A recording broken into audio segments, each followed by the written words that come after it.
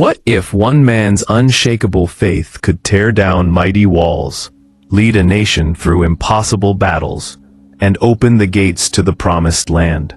A man whose name would be remembered throughout history emerged during a time when bravery was valued highly. Judah, Nun's daughter. Coming from the Ephraim tribe, he was more than just any desert nomad. But Joshua was one of a kind. He possessed the boldness that made people's hearts race, and the ability that left them in awe. As the Israelites survived 40 years of severe heat in the desert, Joshua shone himself to be a formidable combatant and natural leader. Just imagine this. Joshua did not just survive, he thrived, despite a scorching sun, limited supplies, and hidden threats. They think his swordsmanship was legendary, but it was not all.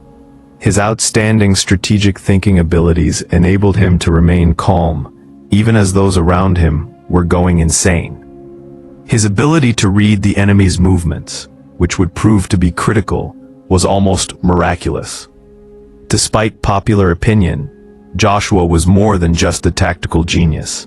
His true power sprang from his steadfast faith. Despite everyone else's doubts and uncertainties during the desert tribulations, Joshua maintained unshakable confidence in the Lord. He was motivated and inspired by his steadfast faith, which enabled him to see chances where others saw only obstacles. It wasn't naivete. Rather, it was a firm belief based on real-life experiences and the execution of previous pledges. In addition to being a respected warrior, Joshua emerged into a national role model over time. The young men looked up to him with admiration, hoping to emulate his achievements. Many adults depended on his advice and sought his help. Even the wise ones, who had been through it all, recognized his uniqueness. Joshua appeared to be holding a torch, a light that guided not only him, but also those around him. What a difficult road to tread. The desert will not spare the weak, yet Joshua seemed to find strength in the difficulties themselves. Every obstacle he overcame served as a learning opportunity, and each victory confirmed his calling. He fought both temporal and spiritual wars. Joshua stood out as a beacon of light in a seemingly dismal circumstance, telling everyone of the divine promise that lay ahead. However, Joshua was far from perfect. He was human, thus he had uncertainties and low points. His management of these obstacles was what distinguished him. Joshua refused to give up. Instead, he found strength in prayer, wise guidance, and reflection on heavenly principles. Along the way, he learned and grew into a better man and more dangerous fighter. One of the most essential lessons we can take from Joshua's life is the value of having faith and sticking to it. How often do we ponder giving up in the middle of the desert? Joshua teaches us that when we are weak, we must hold to our values and seek strength in God. Just for fun, what is your current desert? Both the job and the relationship present challenges. Remember that you too can find the strength to persevere, just like Joshua did. Finding a balance between being strong and empathetic is another fascinating aspect of Joshua's journey. Although he was a strong combatant, it was his ability to connect with his victims and address their needs that truly made him famous. In a world that usually values physical strength, Joshua serves as a reminder of the need of developing interior character attributes as well. Consider this: how does it affect your life? Instead of passing judgment, consider actively listening to and understanding others. Joshua had to deal with a new challenge as his time in the desert came to an end, becoming a leader rather than a follower. Unfathomable difficulties awaited him, testing his grit and daring. But one thing was certain: Joshua had been well prepared for what lied ahead due to his time in the desert, the battles he had fought, and the times he had overcome doubt. He was willing to face giants and break down walls in order to lead the people to the promised land. Now that we've looked at Joshua's life so far, The question inevitably arises: what promised lands await us? Where are the barriers in our lives that need to be removed? There were others who shared Joshua's guts and talent. Each of us possesses the power to achieve great things and overcome apparently insurmountable problems. The true question is whether we will follow Joshua's lead and strive to enhance our skills, bravery, and faith. When Moses assembled the Israelite tribes' chiefs, there was a sense of expectation. Canaan, the land of promise, was nearby, but there is a natural mix of excitement and terror when confronted with the unfamiliar. The critical task of exploring the land promised to Joshua and the other 11 men was assigned to them in this context. Consider the weight of duty that these 12 guys must have borne. They weren't merely on a reconnaissance mission. They were carrying the dreams and goals of an entire country. The trek was hard. Joshua and his followers traveled through Canaan in a clockwise fashion for 40 days. The fertility of the land, the fortifications of the cities, and the practices of the inhabitants were all thoroughly investigated. Pay close attention to all aspects. Every element may have an impact on Israel's future. But Joshua saw potential where others saw only unattainable hurdles. While everyone else cowered in dread of the land's giants, David saw an opportunity for God to demonstrate his power. When the 12 spies returned, their perspectives diverged substantially. 10 terrified artists sketched a horrific depiction of a land that eats its own people. Only Caleb and Joshua were distinguishable. They acknowledged the issues, but their perspectives were drastically different. They boldly asserted that the Lord would bestow the land on them if he was pleased with them. Such faith was neither innocent nor unwarranted. This assurance stemmed from understanding God's character and promises, as well as personal experience. Joshua and Caleb's reactions teach us a lesson about perspective. We all encounter seemingly insurmountable challenges from time to time. Something new that appears out of our league, a shattered relationship that necessitates repair, or an impossible ambition. Our perspective impacts whether we succeed or fail in specific situations. Joshua teaches us to focus on God's promises and might rather than the challenges that may arise. To be sure, Joshua's faith represented more than just a positive approach. It all began with a strong understanding of who God is and what he has promised. He had witnessed the Red Sea's parting and the appearance of manna in the desert, as well as the flight from Egypt. Joshua saw the question as not whether God could keep his word, but how he would do it. We can learn from this. Our faith grows stronger when we reflect on all the ways God has demonstrated his faithfulness to us and people around us. Another significant aspect of this story is Joshua and Caleb's courage in fighting the majority. When the majority is paralyzed by fear, being a voice of dissent becomes significantly more difficult. But having the courage to say what's actually on your mind, even if it goes against the norm, is an essential characteristic in a leader. The example Joshua sets for us should encourage us to be firm in our views, especially when they are in accordance with God's will. Especially in this day and age, when there is so much pressure to conform. The cries of horror and mistrust almost drowned out Joshua and Caleb's assurances of rescue. After receiving the bad news from the other 9 spies, the people lost faith in their chances of gaining the promised land. Words have power, and we must be mindful of who we listen to. This episode serves as a reminder of that. In an information-rich world, the most famous or widely recognized viewpoints may not accurately reflect reality. This disbelief has catastrophic consequences. For 40 years, until every adult who had rejected God's promise had died, God had ordered that generation to wander aimlessly in the desert. Of all the adults who left Egypt, only Joshua and Caleb would have access to the promised land. At this point in the story, we are reminded that our decisions can have an influence not just on ourselves, but also on future generations. Joshua would mature, learn, and prepare over the next 4 decades. His faith and vision remained unwavering even as he watched the death of an entire generation. That is the height of tenacity. If our goals were postponed for an extended period of time, many of us would stop. However, as Joshua demonstrates, getting to our own Canaan does not always have to be a straight shot.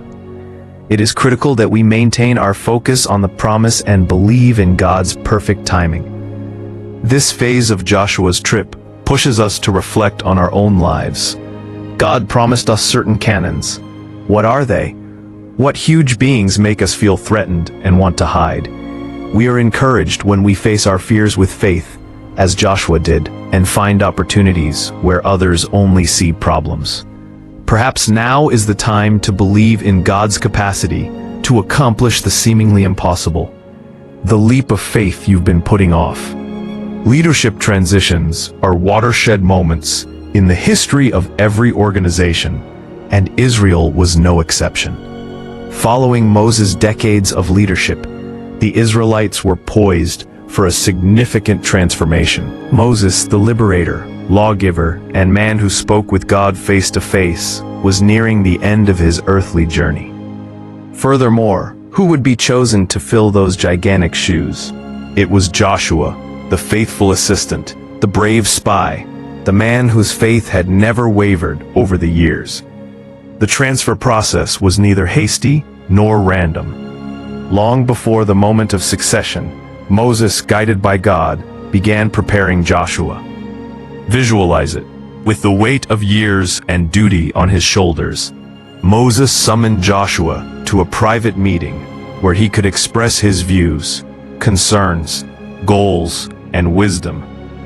The purpose of this mentorship was to shape the mentee into an effective leader, not to simply supply knowledge. The time when Moses anointed Joshua as Moses' successor in front of all the people was a watershed moment in this transition. The act of placing his hands on Joshua was highly symbolic and spiritually significant. It wasn't a ceremony.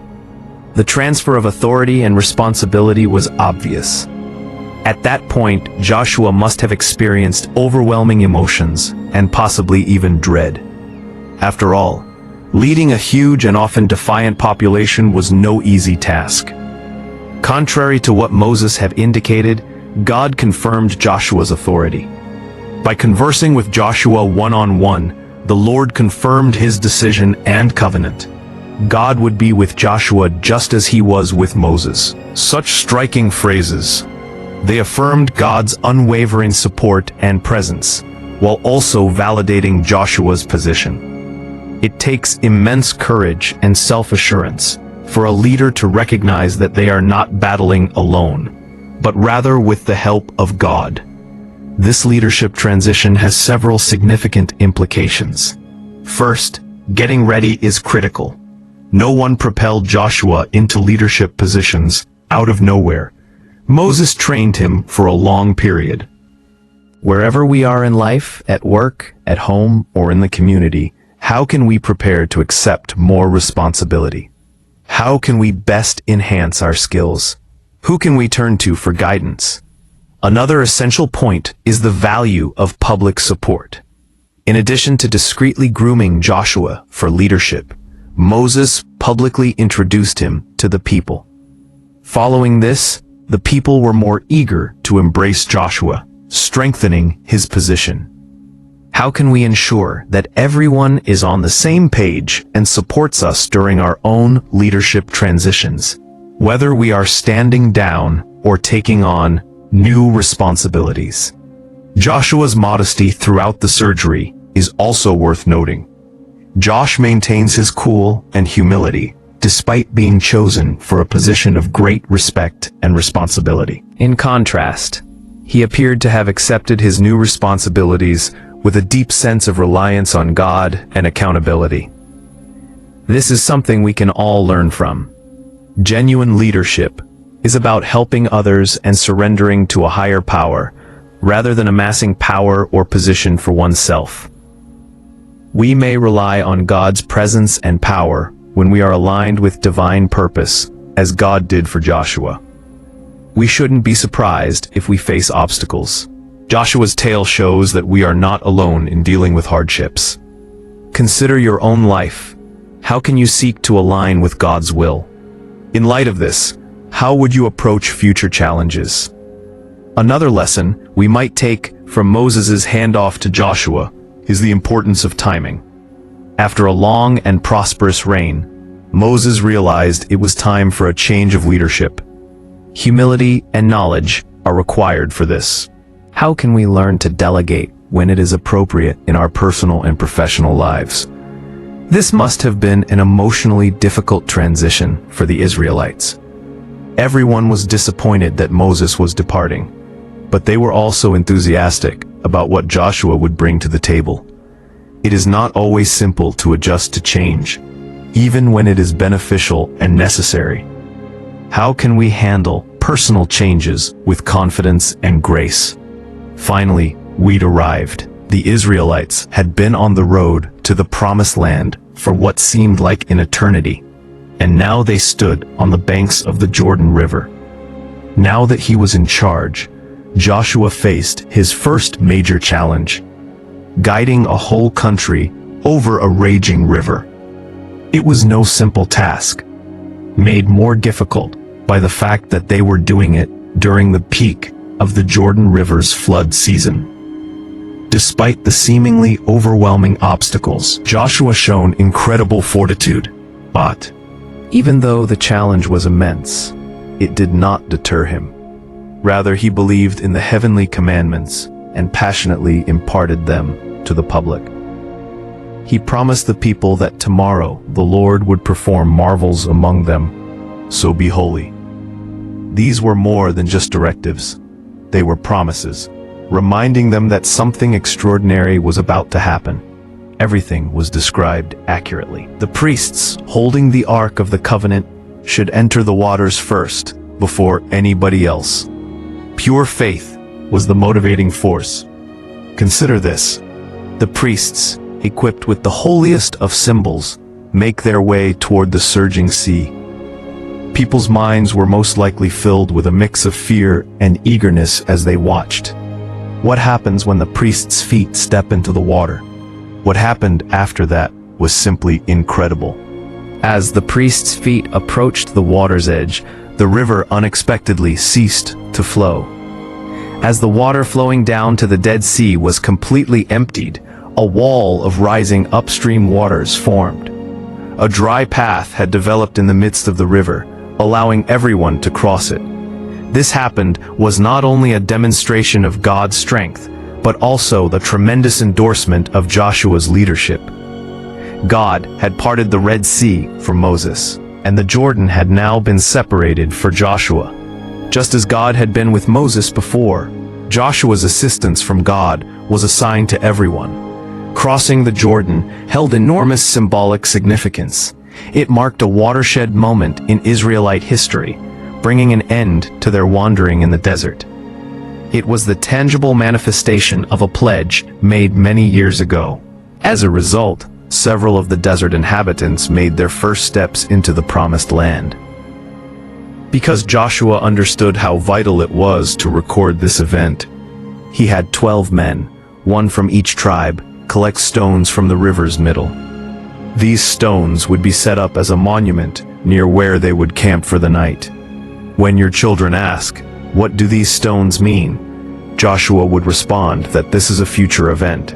You shall recount the narrative of how the Ark of the Lord's covenant crossed the Jordan River. Putting up a memorial meant more than just remembering a past miracle. In this way, future generations' faith can be solidified. It is critical to pass down stories of God's provision from one generation to the next, and Joshua saw that faith required nurture. Crossing the Jordan strengthened Joshua's position as a leader. According to the biblical narrative, the Lord exalted Joshua in front of all Israel that day, and they worshipped him for the rest of his life, just as they had Moses. This public declaration was critical to establishing Joshua's authority. and uniting the people under his leadership. The Israelites encountered a new reality as they crossed the Jordan. The promised land stretched ahead of them, and the desert lay behind. They were also conscious that they still had significant challenges ahead of them. It would be essential to face fortified towns, formidable armies, and long-established people. However, the Israelites were filled with hope and confidence as they stood on the Jordan riverbanks, their feet still damp from the miraculous crossing. They were led by a daring and believing leader, and they had witnessed God's might at work. Though cloudy, the future appeared to be full of opportunities. Joshua and the Israelites faced the highly fortified city of Jericho, their next daunting challenge after the miraculous Jordan River crossing.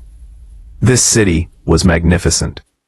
Jericho's reputation was built on its fearsome and seemingly insurmountable walls. Many believed that conquering Jericho would be impossible, especially for a people who had spent decades nomadic in the desert. Joshua, true to his temperament, begged for guidance from above, and the answers he received were, to put it politely, odd. The combat strategy did not include conventional military tactics or war machines. As an alternative, God gave them a 6-day marching order, in which the priests would carry the Ark of the Covenant and blow trumpets while circling the city once a day. The 7th day's ceremony involved a 7-circuit march around the city, with everyone chanting together in response to a long trumpet blast. Consider this. Day after day, the strange parade comes through Jericho, and the inhabitants, possibly already nervous about the Israeli army's coming, stare in awe. Perhaps it seemed hilarious to them at first. However, the anxiousness must have increased during the course of the day. What were the ramifications of this? And what should the Israelites do now? This method tested Joshua and the Israelites' faith and obedience. From a military standpoint, it was absolutely absurd. Many people's patience must have been greatly tested by trudging silently day after day. While some questioned their leader's decision, Joshua remained calm, relying on divine guidance. On the 7th day, the people followed the directive and completed 7 laps of the city. "The Lord has given you the city," Joshua commanded as the long trumpet blast sounded. Then something incredible happened. Everything came crashing down when the allegedly invincible walls of Jericho collapsed.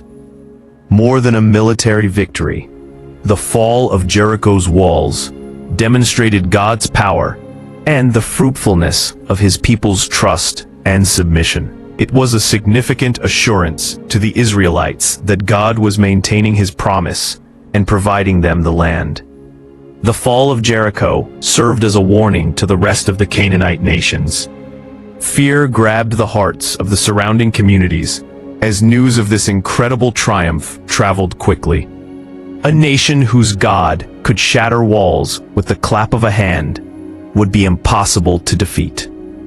Joshua issued precise directions for the people's next steps following the victory.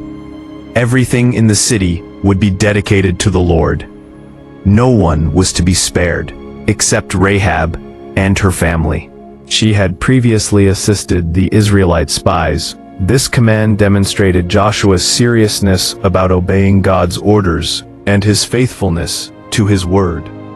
The siege of Jericho marked the culmination of Israel's war for the Promised Land. This first big victory on Canaanite territory influenced subsequent battles. Beyond that, it was a significant lesson in trusting and following God's will, even when it appeared to violate common sense.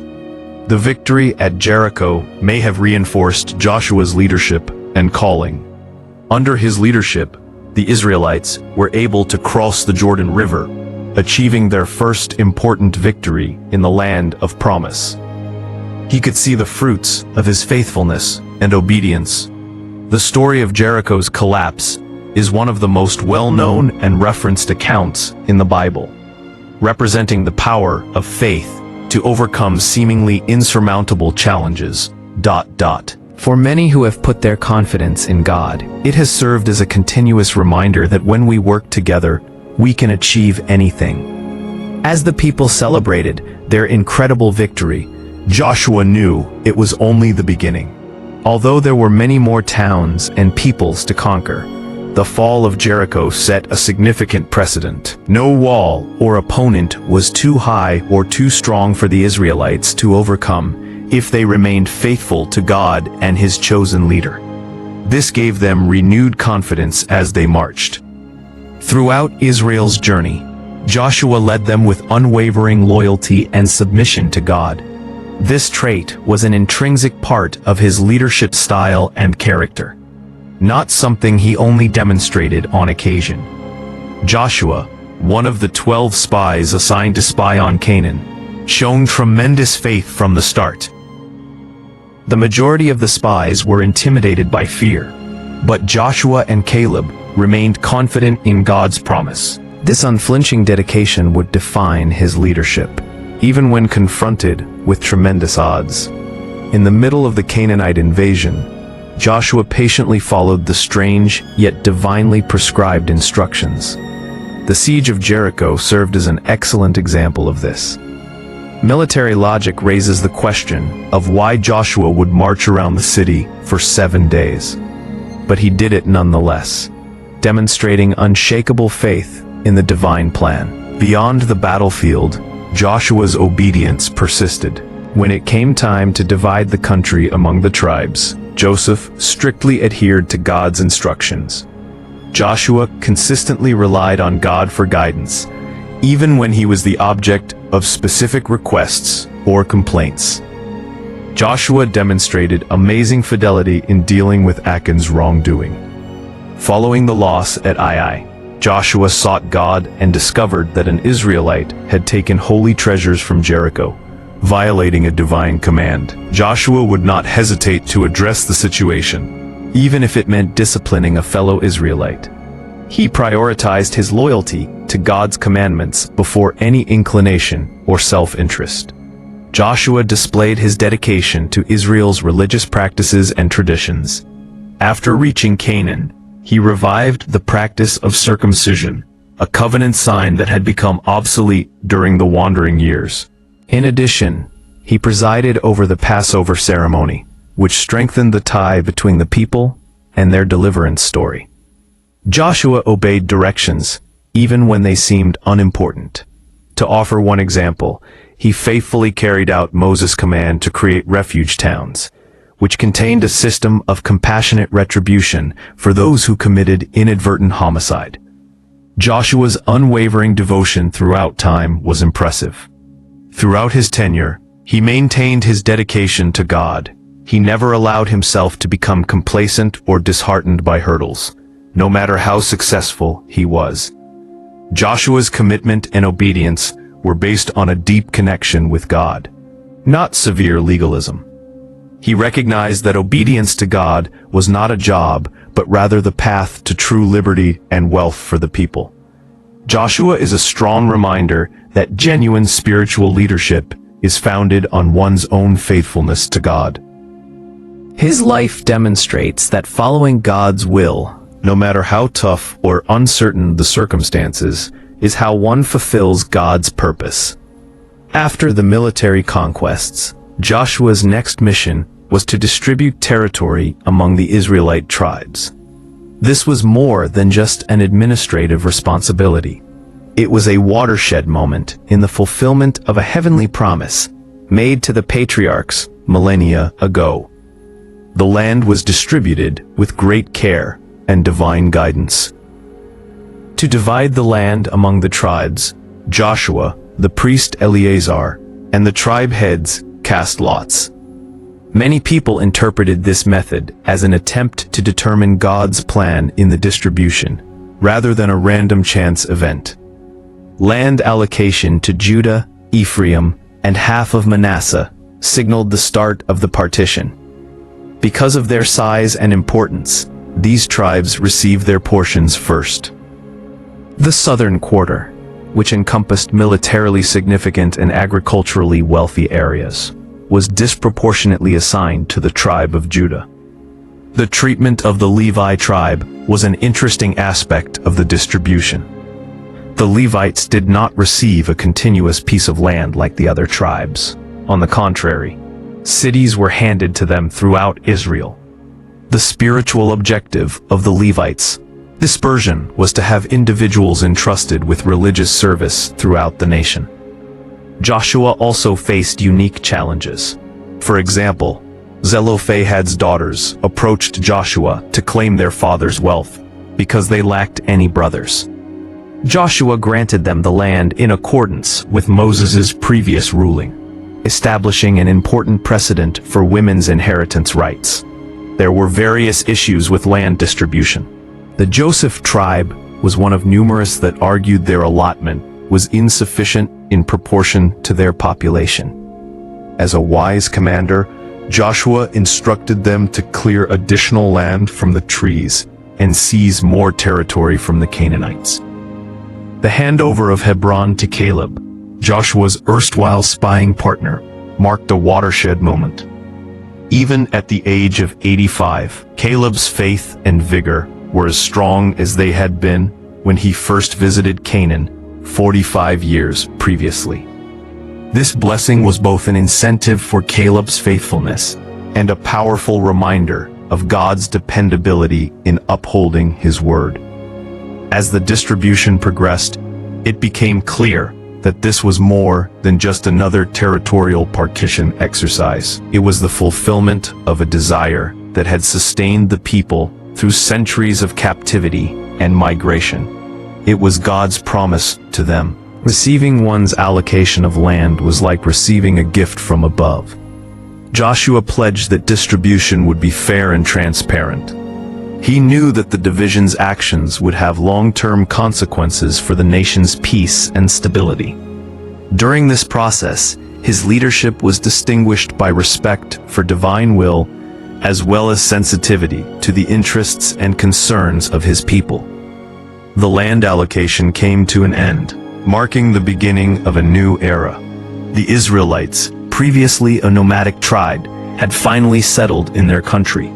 The tribe owned the land, and everyone was responsible for improving it. It signaled the opening of a new chapter in Israel's history, along with new challenges and obligations.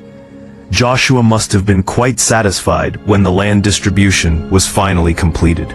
He not only led the people's conquest of the land, but he also ensured that each tribe received its allotted part. It was a goal he had set for himself decades ago, when he and Caleb were the only witnesses to the land's good attributes.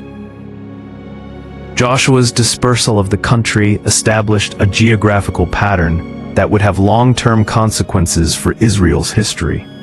Borders drawn at this time serve as historical markers for the Hebrew people's political and social structures, as well as their sense of self-identity. Near the end of his amazing life, Joshua gathered the Israelite leaders in Shechem once more. In addition to being a farewell, this final assembly provided an important opportunity to create his spiritual legacy and reaffirm Israel's dedication to God. Joshua spoke with authority and emotion at this final assembly. Beginning with Abraham's call, he described Israel's history up to the present. The overview was more than simply a history lesson. It vividly reminded us of God's unwavering faithfulness throughout the millennia, as well as the numerous situations when he intervened to save his people. Then, with the wisdom of a seasoned leader and the zeal of a man deeply committed to God, Joshua issued the people their final challenge. On this day, select your servant. This was a genuine appeal for action, not simply empty words. Joshua urged the people to renew their allegiance to God on purpose. Joshua's stand was a remarkable demonstration of leadership. Certainly, the Lord will be the top priority in my household. With these statements, he not only reaffirmed his personal commitment, but also set an inspiring example for the entire country. Faith is a matter of the heart and the home, not only the nation as a whole, as this occurrence served to highlight. The people responded enthusiastically, promising to devote their lives to serving the Lord. Nonetheless, Joshua was dissatisfied with the brief response. He underlined the importance of the pledge by citing God's holiness and the consequences of adultery. He wanted to ensure that they were totally clear about their pledges. Joshua did something significant to confirm his recommitment.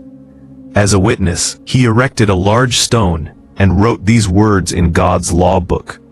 For years to come, this major deed would serve as proof of the vow made on that terrible day.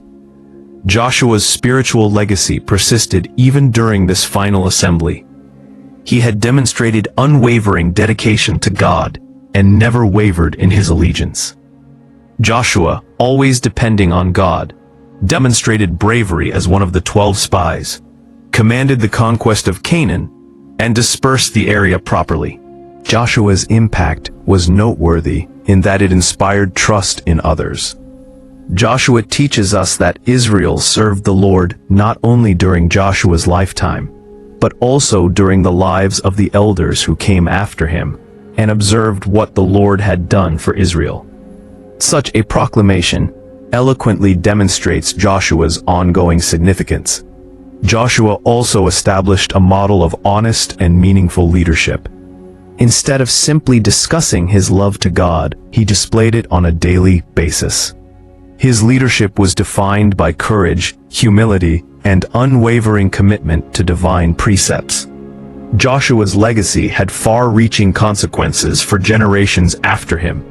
His actions and words contributed significantly to Israel's spiritual legacy and historical narrative. Joshua would be remembered as a model of faith and godly leadership for centuries to come. One of Joshua's most important legacies is the example he set of living a life dedicated to God. He demonstrated that following God's plan without hesitation is the way to greatness, rather than relying solely on one's own abilities. Joshua's story is a remarkable example of how a single believer in God can transform an entire nation. His legacy emphasizes the importance of faith, boldness, and obedience in our spiritual journey, and it continues to inspire leaders and believers today. The account of Joshua's life should make us reflect on how we've progressed in our faith. How often do we see the walls of Jericho? Difficulties that make us doubt our abilities to move forward. Problems that appear impossible to solve. We can conquer any hurdle, just as Joshua did, provided we believe and obey. Spend some time observing. Tell me about your Jordan. Which river in your life has been insurmountable at times? It may be a dream you've almost given up on, a relationship that has to be repaired, or an ambitious professional goal that appears difficult to fulfill. Just like the waters parted for the Israelites in Joshua's tale, they will open a route for us if we believe in them. Keep in mind that Joshua's journey involved more than just miraculous wins. Furthermore, remaining faithful in the small things, day after day, decision after decision, was a big subject. What are some ways we may incorporate this kind of faithfulness into our daily lives? How can we shape our character and destiny? Via simple acts of obedience and faith that we may perform today. Joshua's legacy challenges us in ways that extend beyond ourselves. What type of legacy are we leaving, analogous to his concern for Israel's spiritual well-being in future generations? What type of legacy will we leave for future generations? I want you to do something right now. Don't limit this story to what you've read here or the history of time. In light of Joshua's example, what specific action can you do right now? Perhaps it's overcoming a crippling fear, letting go of bitterness, or finally accomplishing a long-held dream. Whatever it is, remember that you, like Joshua, are not journeying alone. What were your thoughts on this journey through Joshua's life? So, which teachings have really remained with you? Leave a comment to share your ideas. Someone may be in severe need of your opinion right now. Subscribing and turning on alerts will ensure that you never miss an inspirational story like this one. We don't want you to miss out on any of the future great content. It's crucial to remember that you, like Joshua, are called to great things. Will you be ready to take the call? I pray you find your own promised land before the next video.